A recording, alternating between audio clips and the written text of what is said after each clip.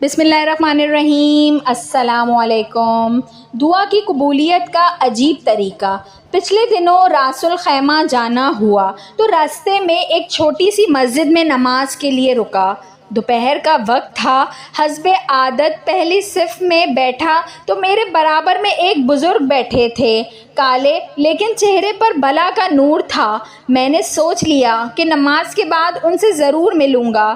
جماعت ختم ہوئی تو وہ مسجد کے ایک کونے میں قرآن لے کر بیٹھ گئے۔ میں ہمت کر کے قریب گیا اور سلام کیا اور پوچھا، اردو معلوم ہے؟ انہیں بہت اچھی طرح اردو آتی تھی۔ ان کا تعلق یمن کی ایک تبلیغی جماعت سے تھا۔ قصہ مختصر، بہت باتیں ہوئیں۔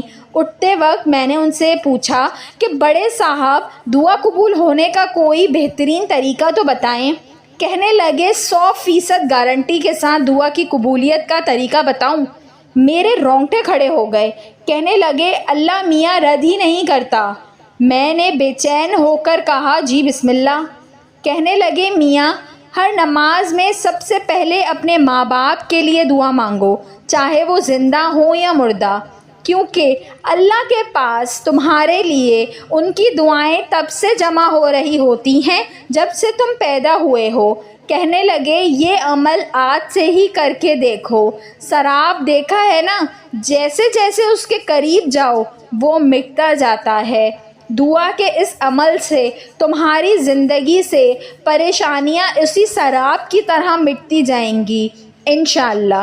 یقین کریں، اس دن کے بعد سے میں نے ایک بار بھی ناغہ نہیں کیا، اور راستے ایسے کھل رہے ہیں جیسے صبح رات کو کاٹ کر روشنی پھیلاتی ہے۔